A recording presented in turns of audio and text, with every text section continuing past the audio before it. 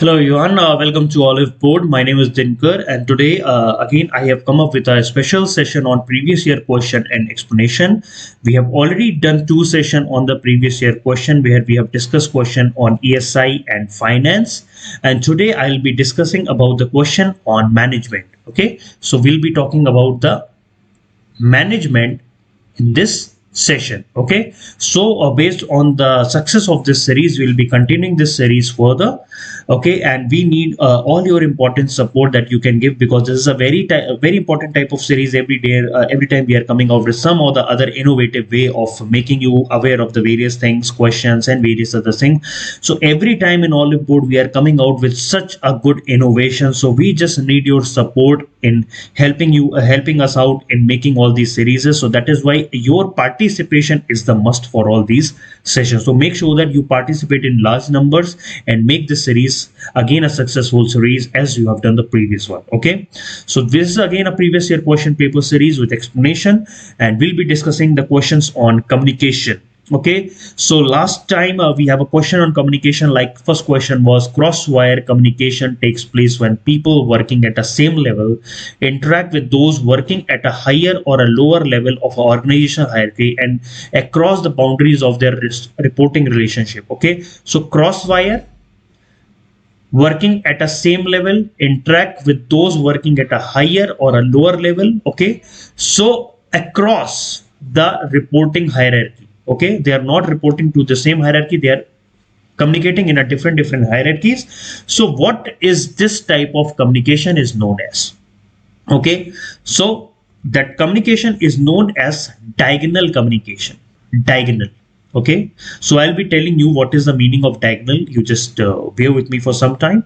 Now the question is based on the para based question. Para means, first of all, they will be writing a para, then based on that they will be asking you some question. So it is a dynamic process that begins with the conceptualizing of idea by sender, who then transmit the message through the channel to the receiver, who in turns give the feedback in the form of some message or signal within the given time frame. So this is a process of communication that has been given. This is a process of communication that has been given, and based on that questions is there. So which of the following is being talked about in this paragraph? Idealization, planning, communication, organization or coordinating? What has been asked over here? So the answer is 3. They are talking about the communication over here. So I just forgot to the numbering over here, 3, 4 and 5. So what they're talking about over here is that they're talking about the communication over here. Then the next question, again we have to just put numbering over here, 1, 2, 3, 4 and 5. So when the above process is done, it is done through a loop. What is that loop is known as? मतलब एक communication जा रहा है, then उधर से communication receive हो रहा है, then they are again sending their communication from that side. What is that loop is known as? That loop is known as feedback. Okay, that loop is known as feedback. So what is the concept of this feedback is all about? First of all, we should know what is this whole communication process is all about. So there are various model. So there is a set model of communication. Here the sender will be there. Sender will be encoding the message through the channel it is going to be sent, and there will be a message. Okay, and many things has been done. Now it has sent through a channel. Then when the other side the message will receive, it has to be decoded. The receiver will receive the message, and in between there will be a noises also that will be there, which is distorting the message. And once the receiver receives the message, receiver gives the feedback to the sender. Okay, so this is how the process is. That sender send the message, encodes the message, send it through a channel. At the opposite side, the message will get decoded and recipient will get the message. Now recipient will provide the feedback. Okay, feedback will be encoded. This will be sent through a channel. It will be decoded by the sender. So this is like a loop system. That looping system is called feedback. Okay, that looping system is called as feedback, which we have studied over here. So our session is done through a loop. That loop is called as a feedback.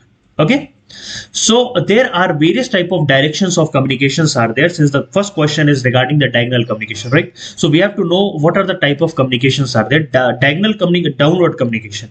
Whenever we are doing downward communication, from the top level it is going to a lower level. Okay, top level is giving some instruction, then it is going to the middle level is giving instruction to the lower level is giving to instruction to the worker, and this is all called downward communication. Then comes upward communication, is just opposite of the downward communication, where workers are communicating with the lower management is communicating with the middle management, and middle management is giving to the top level. Okay, so upward communication also sometimes we call it as decentralized communication. Okay, and this is how the communication work in the downward and upward. And then we have various type of direction over here also. So upward communication from subordinates to the superior, and downward communication from superior to the subordinate. Then comes lateral communication. Lateral means when two person at the same level, two person at same level are talking, like subordinate, I am also a manager, somebody else in my team is also a manager. Okay, they both are talking, so formal, informally. Okay, then if one superior is there, other superior is there, so if they are talking, that is called lateral communication. So people speaking at a same level, it's called lateral communication. Okay, then diagonal communication, on which the question was there. Okay, on which question is there. So there is a manager, if we say this is a manager of finance, then here we have manager of HR. Okay, so normally the hierarchy is that if the people are here, they have to contact to their manager will contact to the top level management. But no, here if somebody from this hierarchy wanted directly to the manager of the other department at all. Okay, so this is called totally diagonal or cross wire communication. Okay, they are not following the hierarchy, they are just contacting anybody in any kind of loop. Okay, so this is called diagonal communication. Okay, now we are moving to the next question, that is based on the corporate social responsibility. So question is based on the para. 4 questions will be there. Para based questions are there. You have to fill A, B, C, D. Okay, A, B, C, D you have to fill. So we'll be studying first what is this A, B, C, D is all about. Okay, so section 130 Companies Act talks about corporate social responsibility implies a concept whereas companies decide voluntarily to contribute to a better society and a cleaner environment. Okay, a concept where the companies integrate social and other useful concern in their business operation for the betterment of their stakeholder and society in general. Okay, now you have to fill this. Every company having a turnover of rupees 1000 crore or more or having a net worth, तो यहाँ पे A में आपको net worth भरनी है, net worth, okay, और more और a net profit, यहाँ पे प्रॉफिट आपको भरना है, कितना प्रॉफिट हो रहा है, और more during a immediate preceding financial year shall constitute a corporate social responsibility committee, उसको एक कमेटी बनाना पड़ेगा, and the board consisting of directors, कितने directors, out of which at least कितना डायरेक्टर independent होना चाहिए. Okay, so in the C and D you have to write how many directors, and D how many independent director in that committee you should have. Okay, so this net worth in the first place, second how much profit, C how many directors, and D how many independent directors. So this is a totally technical question based on the Corporate Social Responsibility Companies Act of 2030. Okay, so question is what will come in place A.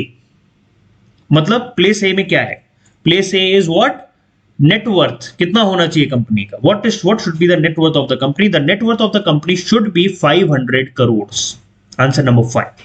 Now what will come in the place of B, मतलब कितना profit उस company ने कमाया हो in the preceding financial year, 3 crore, 5 crore, 4 crore, 10 crore, 15 crore. So the answer is 2, 5 crore और मोर. Okay, what will come in place C, how many directors has to be appointed, 7, 2, 3, 10 or 5. So total 3 directors should be appointed for that corporate social responsibility committee. And what will come in place D, out of that how many independent directors should be there, independent director, the independent director should be 1, out of that independent director should be 1.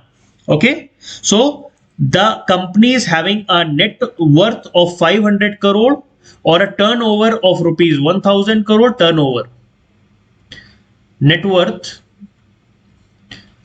and so they have to contribute, they have to constitute a CSR committee. In committee we have at least 3 or more directors. Out of that, one should be independent director. Okay, one should be independent director होना चाहिए. Okay, now we will be discussing in detail. So corporate social responsibility, we know that we wanted to put the businesses for providing some kind of social and environmental causes work, okay, in their operation. Okay, because as you all know that there are a lot of important issues that are happening socially and environmentally, so that is why we are putting some responsibility on the corporate world of India. Okay, so the businesses who are working throughout our country, so we have set some kind of standards for those. Okay, so they have to integrate their performance with social and environmental concern. So before Companies Act of 2013, the corporate social responsibility was a philanthropic activity. Means पहले कुछ foundation नहीं था कि आपको इतना करना है उतना करना है, आप जो करना चाहो कर सको, नहीं करना है तो मत करो. ठीक है, so it was a tradition. Those who wanted to give, they can give, like our Ratan Tata is there, then we have even Reliance is also there, we have TCS is also there, we have our Azim Premji Foundation is also there, but they are working as a philanthropic activities. Okay, so they are treating that as a moral responsibility, but they are not bounded by anything. Okay, they don't have any obligation. Okay, but on 29th August 2013 we have passed the Companies Act 2013. हमने Companies Act pass कर दिया. Okay, in that we have put a additional section 135. There we have especially mentioned corporate social responsibility कि क्या obligation है आपका corporate social responsibility में. Okay, so they have given like any companies whose net worth is more than 500 crore, whose turnover is greater than 1000 crore or more, or who is earning net profit of rupees 5 crore, they have to do the corporate social responsibility. Okay, so they have to make a CSR committee. So the board of directors should have to make a CSR committee. Okay, and they have to take various type of activities that has been mentioned in the schedule 7 of the Companies Act. Okay, schedule 7. Okay, the board of directors should make sure that every year minimum 2% of the average net profit, मतलब जो भी वो profit earn कर रहे हैं उसका 2%, if they are making profit for 3 immediately preceding year, they have to do a minimum of 2% average net profit, and they have to spend that on the CSR activities. Okay, so they have to make a CSR committee, corporate social responsibility committee.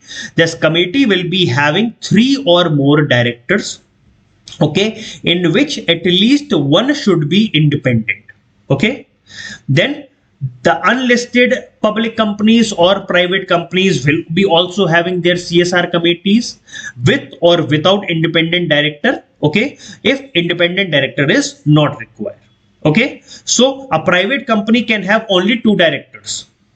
They can also constitute the committee with the 2 director itself. Okay, and in case of a foreign company, the CSR committee will be having at least 2%, in which one person should be belonging to the resident of India only, who can accept on the behalf of a foreign company. Okay, that person should be residing in India.